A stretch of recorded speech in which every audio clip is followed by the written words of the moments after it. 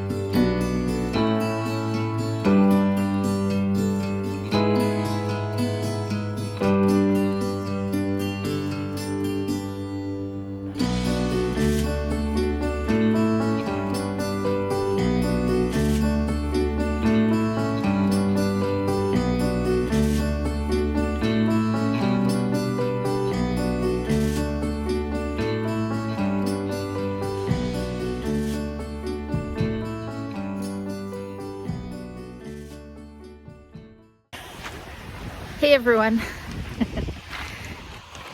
I am at the beach. I had to pull over. I was driving to Campbell River and had to pull over because I saw that rainbow, which is incredible and seems like the perfect spot to have this discussion. I don't know if I could put myself right in the middle of the rainbow. Anyways, I just celebrated 1 year here on Vancouver Island. And it seemed like the perfect time to talk about what I love about living here and what I not hate, but let's just say to talk about the good things and the not so good things about living on Vancouver Island. So that's what I'm going to do in no particular order. Let's start with the rain. Oh look, there's Vanuela in the background. Now, the sun just came out. It was pouring rain just a couple of minutes ago. And then the sun came out. The sun was out this morning, and now it's out again. And that's what it's like here on Vancouver Island. There is a lot of gray and overcast days, especially for December, January-ish. But otherwise, it can be gray and overcast, and then all of a sudden, the sun comes out. So that's both a plus and a minus, but it's one of those things that is not my favorite thing about living on the island. However, it's just one of the things you have to get used to. Let's have another look at that rainbow though. Pretty spectacular. Which brings me to sort of my first thing that I love about being on Vancouver Island. This, the ocean. Even on a gray, cloudy day, it is incredible and just feeds my soul. I love it. It's one of the reasons that I wanted to live on the island. It's definitely my favorite thing about living on the island, always will be, I think, is the fact that I am on the coast and I get to be near the ocean, and it's only a short drive to get here to go for walks, and even when it's raining, it's pretty darn beautiful. After living my life landlocked, I just find being near the ocean so relaxing, so calming. That's a better word. So calming and grounding, and it's one of the things that will always be my favorite thing about living on the island. Another thing that's challenging about living on the island is the humidity, which does this to my hair. My hair is down to here when it's straight, and I have straightened it a few times, but mostly it's a lost cause. It has been the curliest it's ever been in its whole life. All of this is natural and all of it is squirrely. So yeah, living on Vancouver Island, you kind of have to just go with it. It gets bigger and frizzier as the day goes on. What are you gonna do? But the flip side is my skin has never felt and I think looked better than since I've been on the island.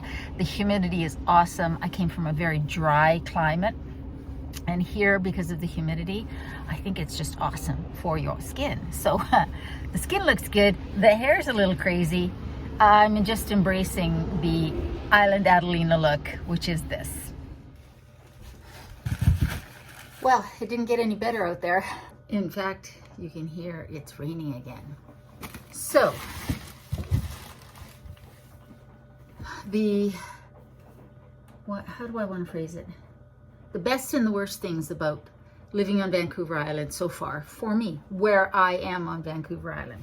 As I said initially, what is the ocean? Being close to the water, being close to the Oyster River, which is just down a little hill here, and being just a few minutes from the ocean.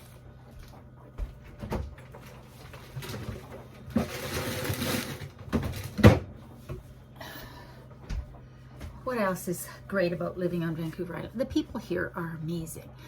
I have, almost to the person, almost, neighbor Dick, who precipitated me having to move from my original spot on the island to where I am now, is maybe not my favorite person. However, it all worked out for the best. This is probably a better spot for me, but almost to the person. The people that I have met on Vancouver Island have been amazing. I have friends here, which is great. One of the worst things about living on the island is the fact that to get to Victoria, where I have friends, I have to go over the Malahat in the winter.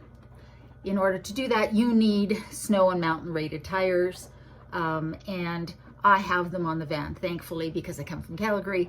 I had new tires put on the van before I moved last year, and they are really good snow tires. However, there's still the having to go through the mountain pass to get to Victoria, which can be a challenge. As an aside, the summer fresh couscous salad is back. I haven't been able to find this a couple years. It's vegan and it's awesome, and I don't know why they discontinued it for so long. The only other salad that Summer Fresh has, and you can buy this at, well, I bought this at Walmart, but you can get it at Superstore, Safeway, Save-On here in Canada. The only other of their salads that's vegan is the pasta salad, which is good too, but the couscous salad is exceptional. So I bought some. And then the sriracha carrot hummus is made with white beans versus chickpeas, and this is delicious. It's fantastic with naan. I'm gonna make some of my sweet potato flatbread to go with, but it's also great on pasta. If you have you wanna make a quick dish, boil some pasta, put some of this on there.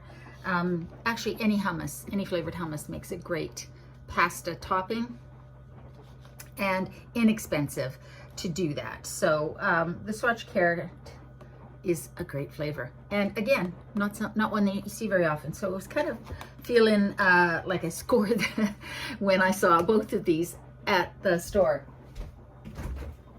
Oh, another worst things about living on the island is the price of groceries. Everything is so much more expensive here, and I'm not surprised, because we live on an island, and so there's a premium for that. Everything has to be shipped over literally on a ship if it's not already grown or produced here.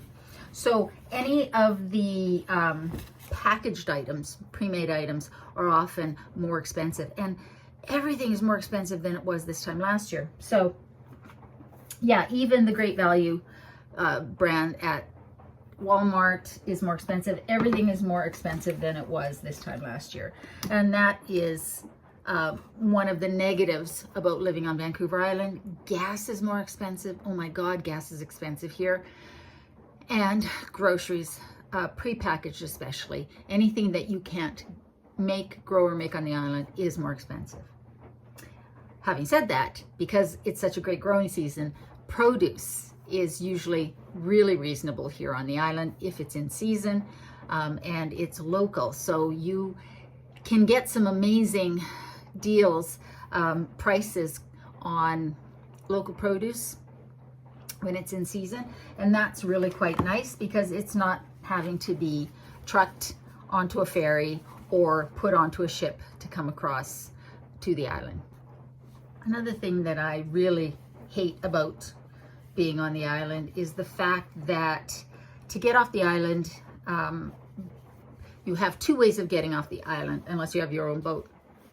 You can fly or you can take BC ferries. The handful of times that I have had to leave the island in the year that I've been here, I have flown. But in the past, when I've come to the island, I've taken the ferry. And BC ferries is very disorganized. It seems like it's a mess.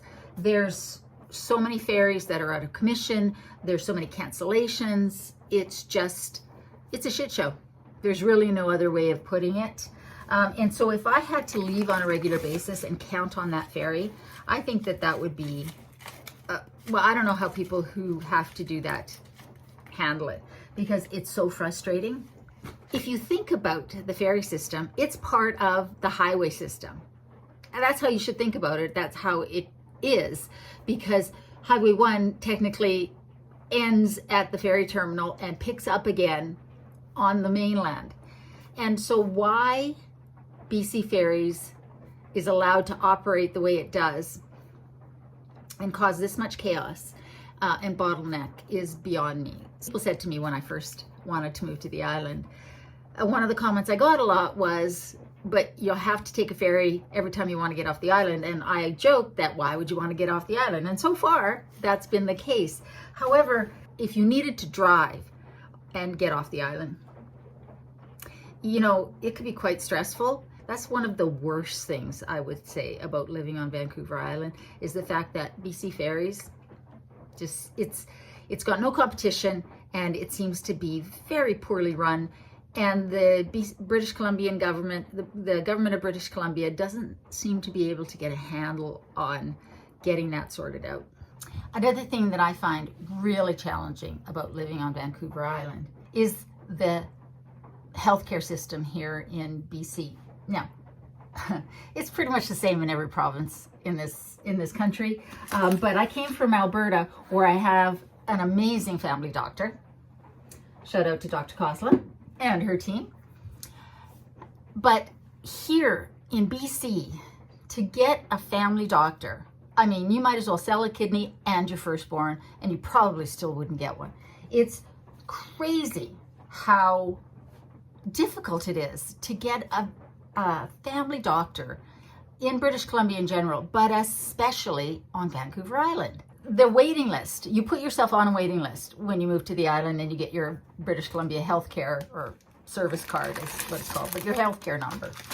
You put yourself on this waiting list. And I know people who've been on the waiting list for 2.5, 3 years, almost 3 years, for a family doctor. That's crazy. And then to top that off, because there's such a shortage of doctors, so many walk-in clinics have closed. They no longer take in walk-ins. So if you're not already a patient of the doctor there, the doctors there, they no longer do walk-ins. Where I am, there is one walk-in clinic in Courtney. I think there's only the one. And in Campbell River, there's 2. You can go into the emergency area at the hospitals and be seen by a doctor there.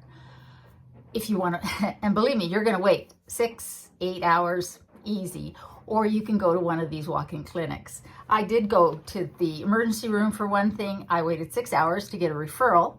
So I decided to try one of the walk-in clinics. And what I did was I showed up an hour before they opened, sat outside, brought my lawn chair and a book, sat outside and waited for it to open, and I was the first one in line. By the time the clinic opened, there was probably 10 people in line, and this clinic also takes regular patients, so they only take so many walk-ins. But I was able to get in, and I waited an hour. So I'd say that that was probably better. In the winter, that's going to be more of a challenge, but my advice to anybody who's going to one of the walk-in clinics on the island is bring your lawn chair, dress warm, show up at least an hour early, and that's how you're going to get in. Now, I love the healthcare system in Canada in general. For those of you who are Canadian who are going to jump in and complain about it, don't bother, because the healthcare system in Canada still is so much better than in so many countries. It's free in that it's paid for by our tax dollars, and I have seen firsthand, because I have a child who was diagnosed with juvenile diabetes at 4, and we spent a lot of time at the Children's Hospital, a lot of time seeing specialists and dietitians and diabetes nurses, and that didn't cost me a cent. So I know firsthand how amazing our healthcare system is. I've gotten referrals to specialists for specialized treatments. That has not cost me a cent. Families here don't have to bankrupt themselves in order to get the care that they need for themselves or their children. There are waits, however, and I'm not saying that the system is perfect. I'm not saying that it's fast. However, it's still so much better than so many countries, so I'll take it. This province in particular seems to have a substantial shortage of doctors, a backlog of patients waiting for a family doctor, and they need to get that sorted out a lot faster, because there's a lot of people who are not going to see somebody because they can't wait in line, and that's a real problem. So that is definitely one of the bad things about living on Vancouver Island specifically, is the fact that you just can't buy a doctor around here. Having said that, I was able to find a naturopathic doctor who can prescribe, which is amazing. So I was able to get my prescription renewed by going to see her. And I was able to get all sorts of blood tests that I wanted done. I wanted to get my B12, my vitamin D, all of my levels checked. And she was able to do that for me. Being able to access that kind of medical care when I can't get a family doctor has been a great bridge and given me a lot of peace of mind. I did have to pay for that out of my pocket. Well, I didn't. I have benefits through my work that will cover a naturopathic doctor. And so I didn't actually have to pay for my appointments with her or my prescriptions, because I have medical coverage. So I'm fortunate in that way. So this was a workaround for me in order to be able to get the things that I needed taken care of while I'm waiting to get a family doctor. I don't think you'll be surprised to hear that one of the challenges about living on Vancouver Island is parking your tiny house. It was a challenge to find a spot. Once I got to the island, I thought I was settled. I had to move because a neighbor complained, because the spot I was in was technically not allowed. And that is one of the biggest challenges about being on the island, is that while there are a ton of tiny houses on Vancouver Island, a lot of places still will not allow them year-round, allow you to live in them year-round. It is getting better, and I see all sorts of postings on Facebook of people who have lots that they are willing to rent out. A lot of them are probably technically not legal, but they're on properties where they're private and it probably would not be a problem. The fact is that when the bylaw officer came to knock on my door at my last spot, said that they see tiny houses all the time on the island. They leave them alone because affordable housing is an issue here, and they have better things to worry about, but it can still be a challenge. The three main negatives or challenges to living on Vancouver Island are that the BC Ferries is just a challenge if you want to drive your vehicle off the island, especially during summer tourist season.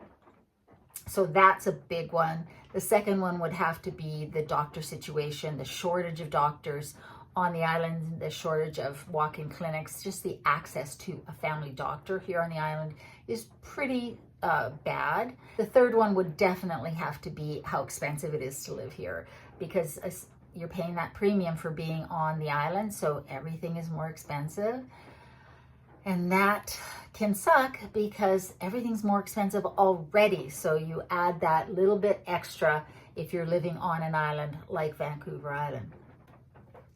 But having said that, the pros of being here far outweigh the cons.